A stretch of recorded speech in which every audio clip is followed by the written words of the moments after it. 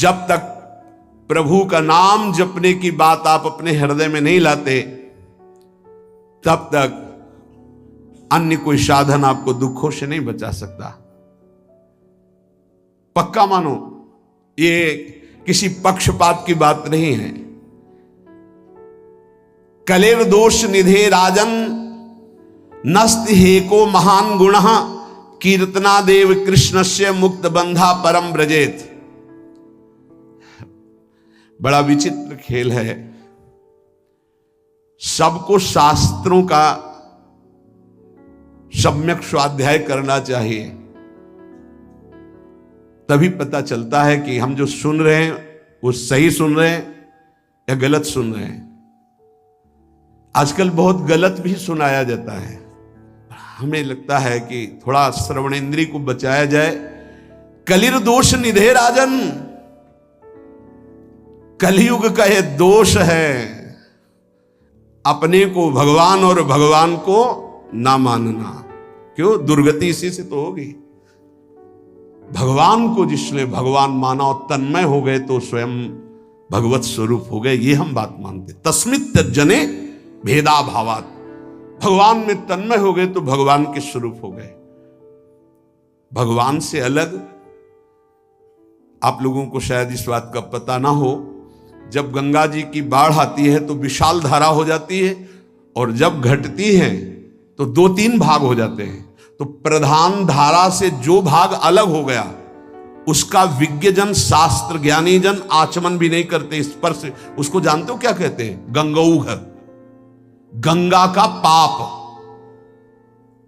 उसको उसमें कभी अवगाहन नहीं करते जो शास्त्र के ज्ञानी। अब गांव के नहीं जानते बेचारे, गंगौघ उसे कहते हैं। ऐसे ही जो धारा से अलग हुआ वो गंगौघ जल, ऐसे ही जो भगवान से अलग हुआ वो पाप के सिवा और कोई शिक्षा नहीं दे सकता।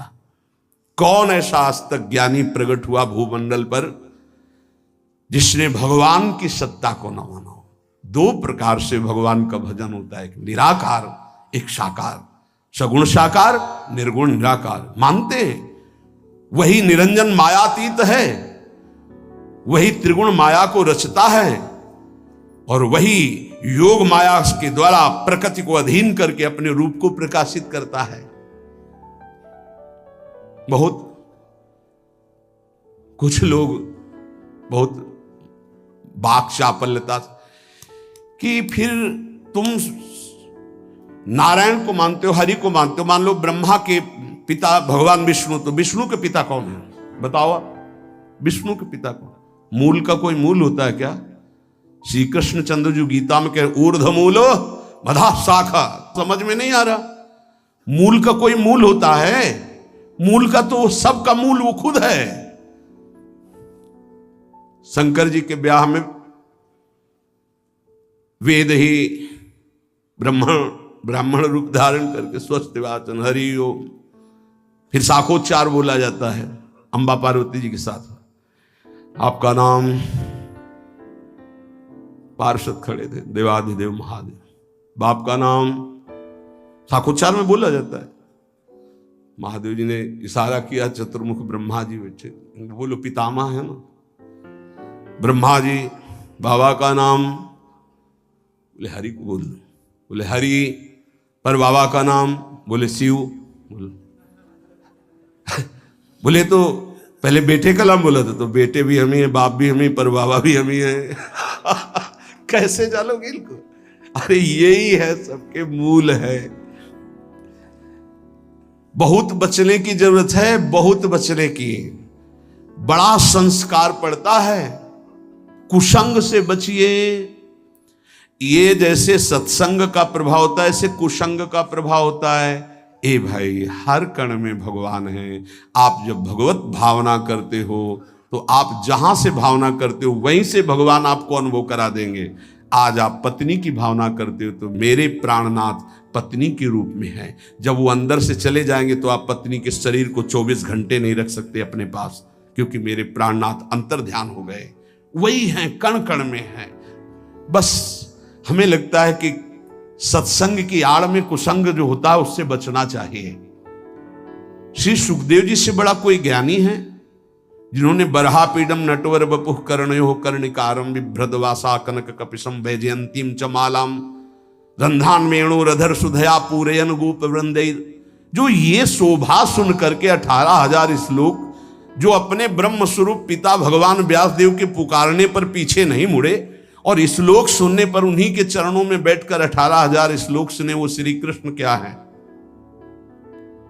आद्य गुरु भगवान शंकराचार्य जी के ध्यान का विषय गोप मंडली में विराजमान श्री कृष्ण। आप देखो उनके स्तोत्र पढ़कर, अरे वो जब राजा के यहां शरीर में प्रवेश करके और ये अनुभव करना चाहते थे काम सुख का कि कौन श्रेष्ठ है, जब प्रयाग में प्रश्न हुआ था, तब मोह मुदगल स्तोत्र की पहले रचना की थी कि ऐसा ना हो कि उस शरीर में जाकर आसक्त हो जाए। इसलिए भज गोविंदम गोविंदम भज मूढ़ मत। समझ में नहीं आता कौन सा ज्ञान आजकल प्रकट होता है कि भगवान को भगवान मानने में नहीं। बहुत विचित्र है, बहुत विचित्र, बहुत बच के रहना।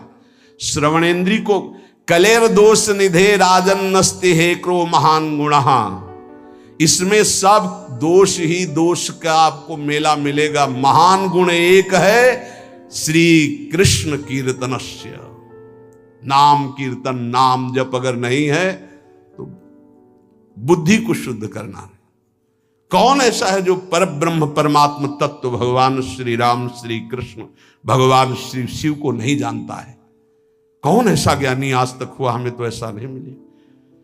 तदात्म भाव से ज्ञान में जो ये कहा जाता है मैं ही ब्रह्म हूं, ये भी भक्ति है।